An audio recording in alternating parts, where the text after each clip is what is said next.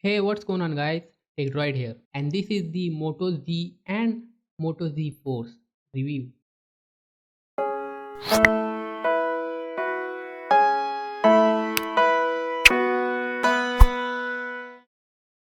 Design.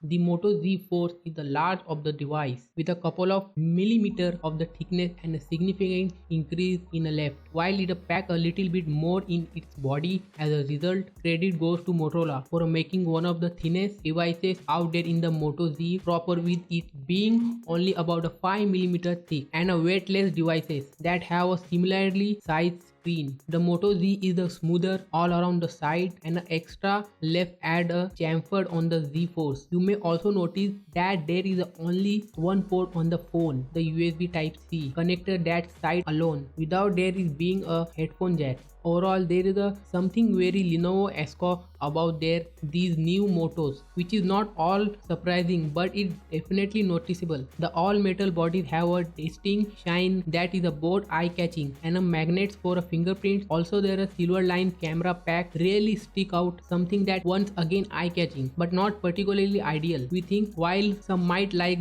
these less subtitle changes to the Moto formula, others will probably prefer to employ the include remedy magnet at the top and a lower third of the backing and connector pin, and the Moto mode use these to attach and connect. From a purely design focused perspective, this is how Moto cover can be slapped onto the back of the phone. There are a couple advantages to having the Moto Z Force, however, like the larger battery and the mere fact that when a phone is that heavy, it feels more secure in the hand. Overall, handling with these 5.5-inch screens is about where one would expect. A larger bezel at the top and the bottom portion of the phones can make reaching up and down a bit tight. Display. Both phones come with a 5.5-inch AMOLED screen with a Quad HD resolution, resulting in a pixel density 535 pixel per inch. As far as displays goes, there is a little to complain about here, especially the considering the higher saturation and AMOLED provides colors all looks good, but can be tuned down for a user who find it a little too much. Text is easily to read and media consumption is enjoyable across the board, especially in our time playing games like a Final Fantasy VII and a Pokemon Go. The Moto Z4 however does come with a Moto Shatter Shield, which keep the display safe from scratch and shattering due to the accidentally drop. It is a multi-layer system that add that a little bit of protection, and so even if this phone is not all that rugged, it will withstand a bit more than your average phone. Performance. The Qualcomm Snapdragon 820 processor and Adreno 530 GPU are in the half of the either devices, providing the kind of performance any flagship should have. Even with the Verizon bloatware and that phones have not skip a bit at provide a smooth, snappy experience. Credit can also be given to the iteration of Android. Here is the closer stock Marshmallow than most other phone skins. For all accounts, app performance without any drop and a few stutter when multitasking, which is helped along by the 4 GB of RAM. Hardware. Let's focus on what the phones already possess without any of these additions. Connection across on the board are included, and both phones benefit from Verizon network. Thought these phones might also be available on a CDMA Verizon network, at least for now. It is pretty well known that Verizon is one of the fastest and most reliable network. That does not much help the pain of waiting for GSM capable Verizon of these phones. Coming to the US, however, 32 GB or 64 GB are the onboard storage options that are available, but micro SD card allowing for up additional 256 GB can help to make sure that you never run out of the space. The fingerprint reader found below the display is a great performer. It is easy to set up and a response no time. It is an easy way to waking up unlocking the device as always, but there is a extra function program into it as well. By holding down on that area while in the phone will lock. This is the nice touch on put intent. It took some time for us to stop pressing the sensor because it seems like home button, but it is hard to not to when the phone screen navigation keys slide out of view certain full screen situation. There are 4 microphone stereo about the device,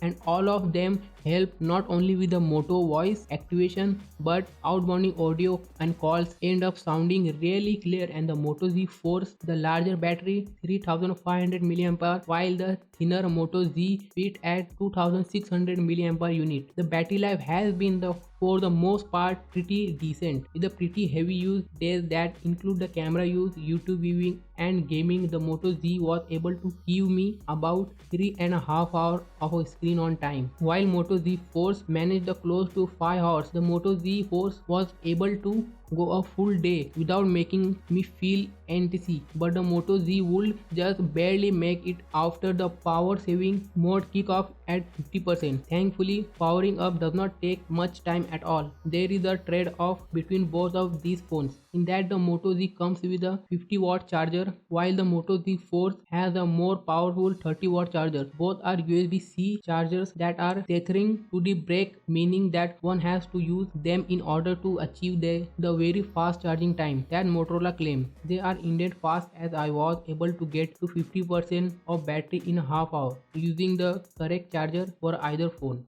Camera.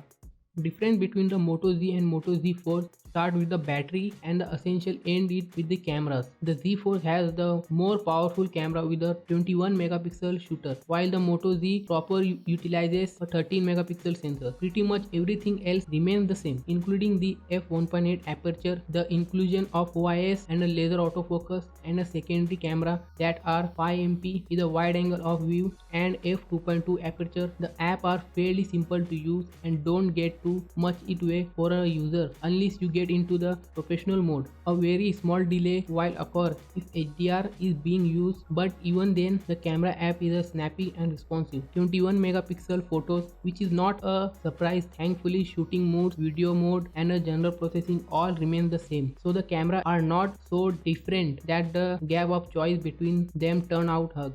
Software.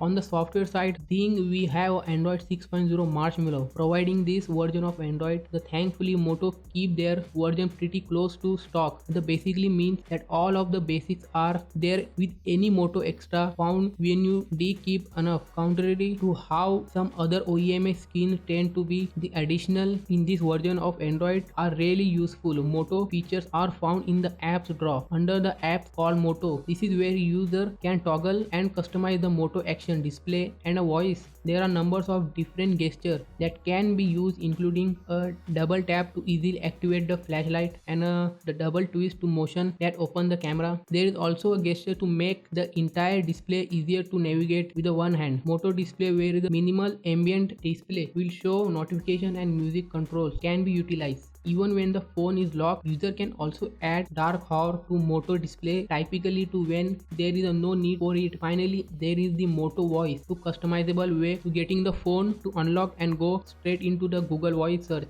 Setting up the require and a quiet room at a few repetition of the recorder press but is the end is a great way to get search done on the phone from start to finish. So this is the Moto Z and Moto Z Force, the new flagship phones from Motorola. Hope you enjoyed this review and make sure to get the thumbs up and subscribe to TechDroid for more tech like this. So as I always, thank you for watching and we will see you in a very next one. Have a great day.